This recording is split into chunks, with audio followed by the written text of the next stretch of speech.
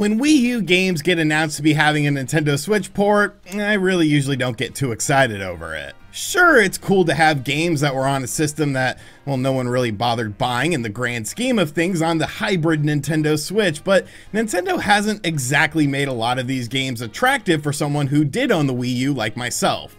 New Super Mario Bros. U Deluxe, Donkey Kong Country Tropical Freeze, all good games in their own right, but the Switch version of the game didn't really add too much incentive if you played the game originally.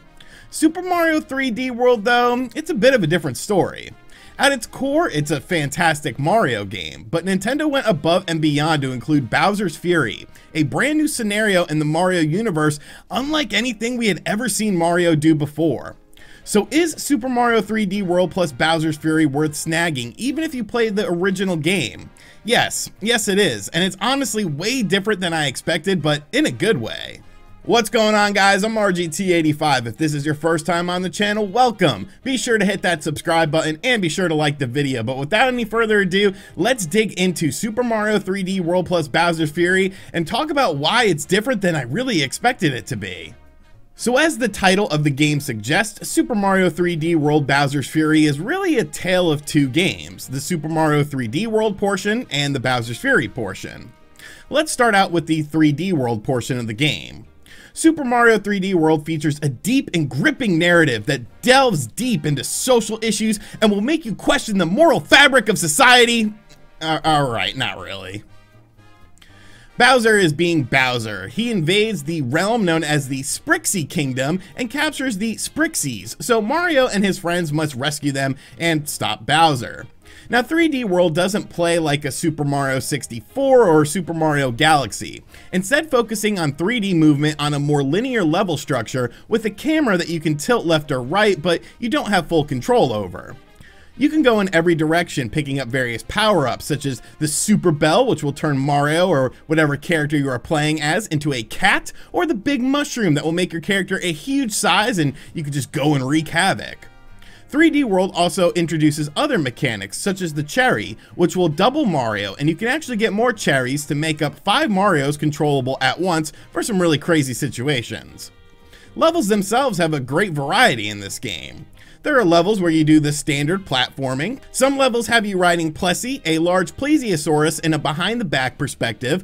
Boo houses are filled with tricks and treats, and the game was actually the introduction of the Captain Toad levels that ended up becoming its own game. The core game offers great variety in the levels, and you might even find yourself in a Super Mario Kart style level as well. Each level has 3 green hidden stars in it, which a baseline number is needed in order to access boss battles on the level. The green stars are fun to find and add to the endgame stuff in order to try and find and collect them all, and beyond that there are also stickers in the levels as well. The stickers that you find can then be used in the photo mode of the game to take some snazzy pictures, but honestly I never really did any of that because I don't care about that, but you might if you like stickers and taking pictures. Now speaking of the aforementioned boss battles, they are just as varied as the main levels themselves, which definitely keeps things fresh throughout the adventure. Now, new to the Nintendo Switch version of the game is online multiplayer, as the original game only featured local multiplayer. Now, the local multiplayer does remain with a drop-in and drop-out mode. The online mode is as simple to use and is easy to get in and get out of by simply pressing a button, but the one drawback is that it's based on the host game, meaning that if you join someone's game who is ahead of you in the main game, you are essentially just helping them and it's not doing anything for your main game, such as unlocking additional levels. Also, you can utilize the amazing Nintendo Switch voice chat app that I know everyone loves, right? Also, some quality of life improvements were done over the Wii U version of the game as well, such as making characters move a bit faster, leading to a better game flow.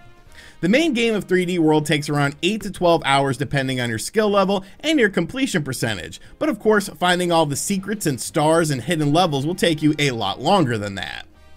Now let's talk about the Bowser's Fury portion of the game, because honestly, this is why I pretty much picked this up, because this is what I was really looking forward to, and it did not disappoint whatsoever. Bowser's Fury was way different than what I expected from this game, but definitely in a good way. Mario visits an area called Lake Lapcat and is quickly approached by Bowser Jr., who needs Mario's help. Bowser has taken over this area, putting a dark inky oil substance all over the world, and he's acting more vile than normal according to Bowser Jr. Mario and Bowser Jr. team up to stop this Fury Bowser, and we are introduced to the game. Now, unlike in 3D World, which features more linear level design and limited camera control, Lake Lapcat is a huge open area where you fully control the camera in 3D. Now, many people assume this game was going to play something like Super Mario Odyssey since it was a more traditional 3D layout, but really, it doesn't. Mario still controls and has the same moveset that he has in 3D World, and there's nothing like Cappy or anything like that would sort of mess with the level structures. It's kind of hard to explain, but somehow it doesn't feel disjointed or like a Super Mario Odyssey DLC like I thought it would be initially, instead feeling like a brand new fresh thing and an extension on 3D World.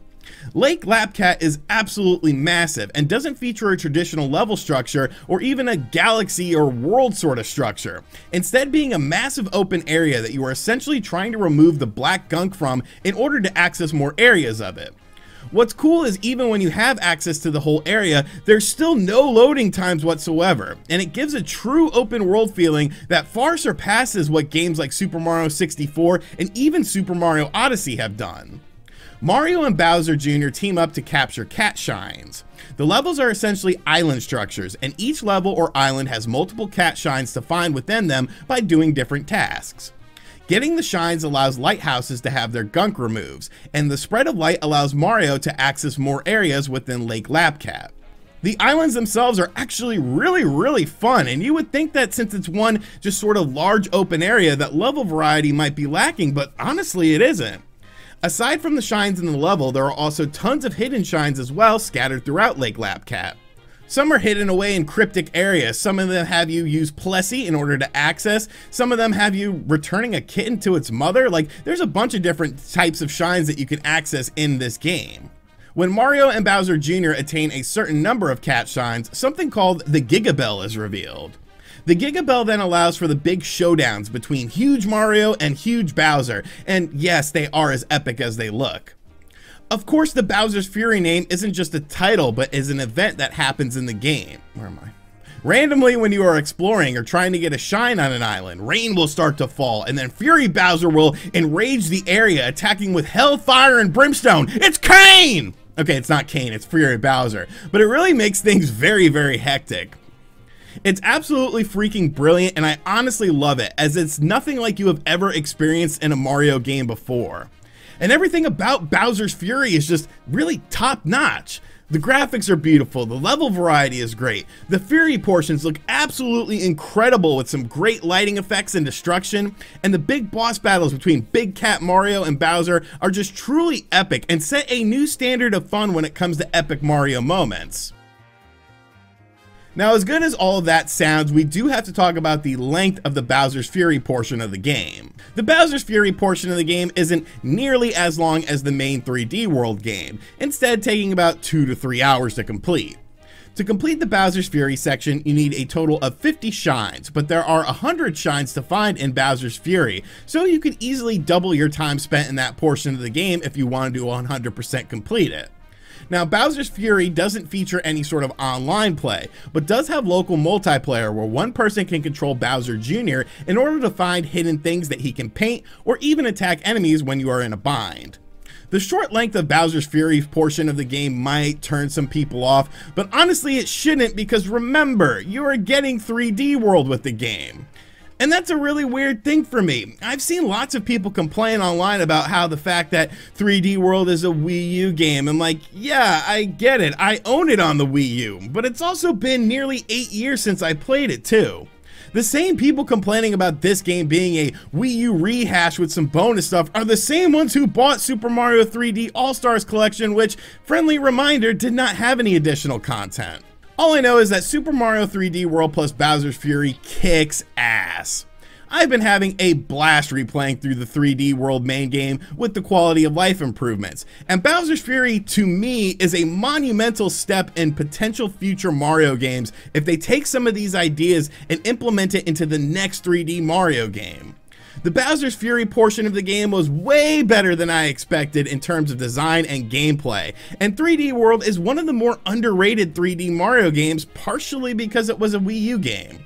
This is 3D World's chance to shine, and this is a major bright spot and a fantastic way for Super Mario 35th Anniversary Celebration to come to an end. Alright, so those are my thoughts on Super Mario 3D World plus Bowser's Fury. Honestly, if you own a Switch, buy the game. Like, even if you played 3D World like a couple years ago, like, buy the game. Do you remember everything in 3D World? Because there was lots of stuff that I didn't remember. Maybe if you played it like last week or last month on your Wii U, then yeah, you can skip out on this game. But for everyone else, you definitely need to add this into your Nintendo Switch library. Of course, Nintendo also released the Red Mario Edition Nintendo Switch, which I ended up buying, so make sure you guys go check out my video on that, showcasing what that system is all about, because, I don't know, I need to justify my purchase a little bit. But let me know in the comments section down below if you plan on picking up this game. I highly suggest you do. It's definitely one of the best games of 2021 for the Switch, even though the year just started out, but it's definitely a very positive way for Nintendo to start out this year, because let's be realistic, sometimes Nintendo has a bit of a slow start in the spring months, but this game, like I said, kicks ass.